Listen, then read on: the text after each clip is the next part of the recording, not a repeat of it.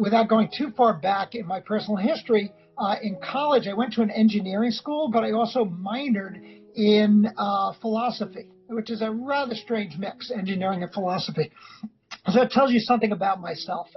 And a lot of that philosophy was Jewish philosophy classes. And so there was this yearning for more about that. But yet on the same hand, I was very regimented, looking for specific answers for right and wrong, for yes and no, black and white in the engineering.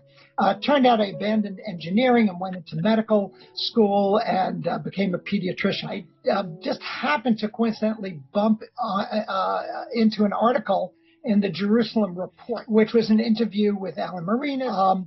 And it was about his book, Climbing Jacob's Ladder. And I read that article and I was like, I need to read this book.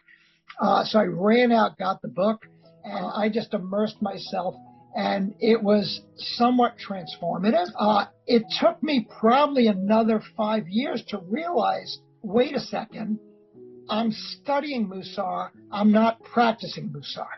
And that's when I then started becoming involved with the Mussar Institute to put me on a path and a direction of practicing Mussar, not just intellectually understanding that there are character traits, midot, but that there's a way to implement a change in your life to be a better version of yourself.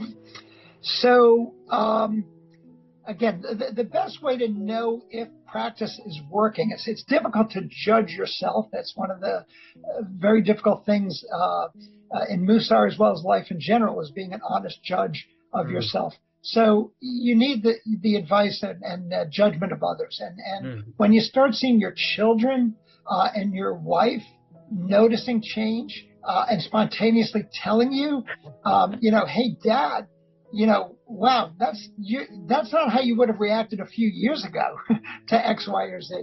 Then you're getting somewhere. And again, I realized that the specific midah of zerizut, a strong point of mine, actually was probably ratcheted up a little too high, where my enthusiasm would cause me to interrupt people.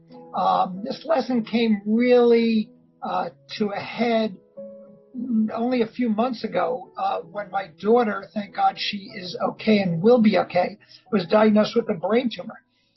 She was having very serious surgery in the hospital. Of course, we were there with her in the city, but the hospital had one of these revolving doors. When you went in, it was you didn't push it; it automatically turned, and it was a large door, and it turned so slowly. And I had to be in the hospital. I had to get back to my daughter's bedside. I needed to be there. And it was like the door was telling me something. It was like, slow down.